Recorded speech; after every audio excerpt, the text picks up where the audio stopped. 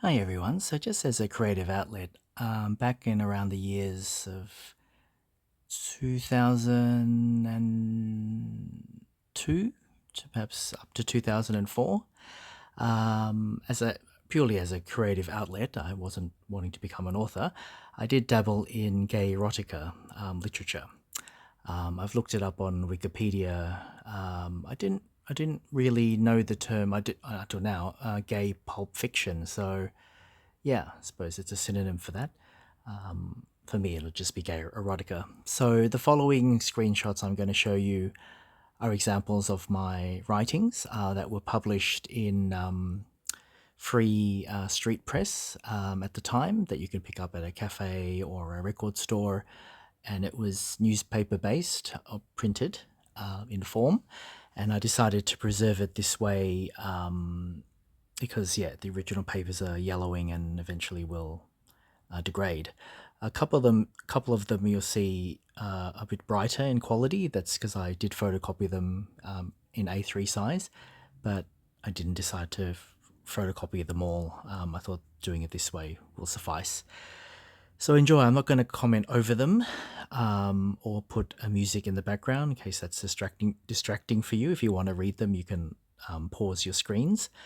Um, what I was going to say? I have covered up a lot of the images because, yeah, it's gay erotica, just to comply with the use of YouTube uploads.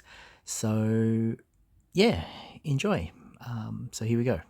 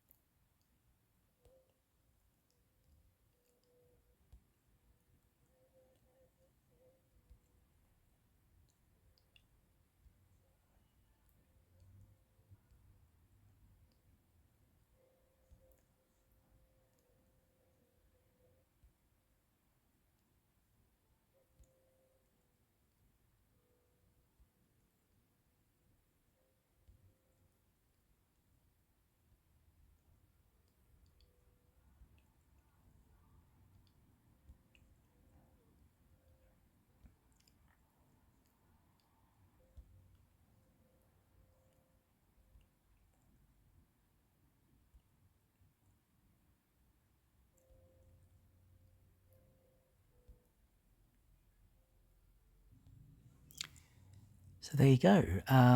Just, yeah, end off with, I guess, some of interest points and questions. So as you can see there, the editorial requirements were that a short story be either up to 700 or 1400 words. That's to fit the template of the printed article. Therefore, yeah, some of the stories appeared over 2 pages, whereas shorter ones were only on 1 page. Yeah, I had no so laughing. I had no say with the imagery that accompanied each of my stories. And yeah, you might be having these questions. I can answer them for you. Were my stories inspired by personal experiences? Yeah, I think I'll leave that to your imagination. I don't think I've ever kiss and tell, aspect to my channel. So we'll leave it at that. How had you structured each story use of a template? It did become a bit of a no. It did become a template.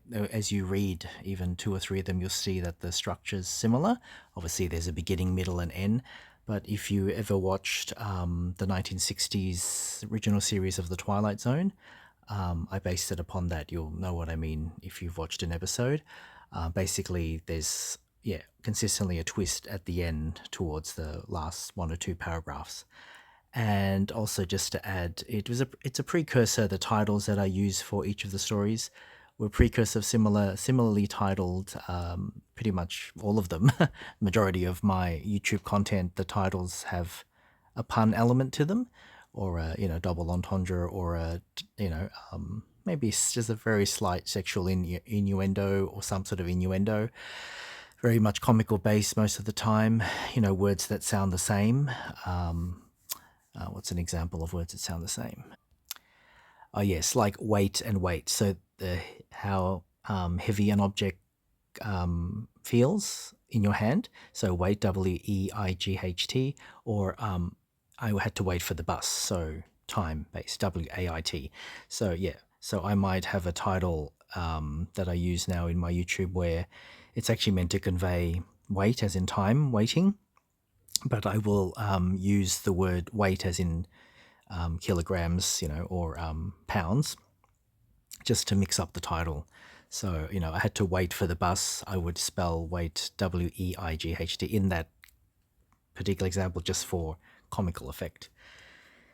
How had you? Oh, you have done that. Yep. And why had you chose to contribute to such stories? It was very much the catalyst from participating in the Momentum course, the free training and education course that I did at the Victorian AIDS Council at the time. It's been renamed since then. I'll put a link to that. So after, effectively working out my true identity, my true sexual identity, I felt motivated and empowered to write these stories. That's not necessarily the path that happens. I mean, you can just be a content member of the LGBTIQ plus community and not have to write such stories, obviously. But for me, I was inspired to do that, and it's purely, they're all, well, I mean, you're probably wondering, aren't you? Because I had the question, are they based on personal experiences? They are, I would say, yes, they're all fiction because it's I mean, not that gay erotica can't be based on fact, but it's a fantasy, yeah. So, like, is it Meals and Boons? It's targeted for the heterosexual community. Yeah, it's a fantasy. Clearly, some elements may have been lifted from personal experience, but it's like watching a romantic scene in a movie or something like that, or a soap opera. So that's how I see my stories as well. So yeah, if you've got to this part, to the end, thank you. And now my stories are preserved as long as YouTube exists. Thank you, everyone, and until my next video.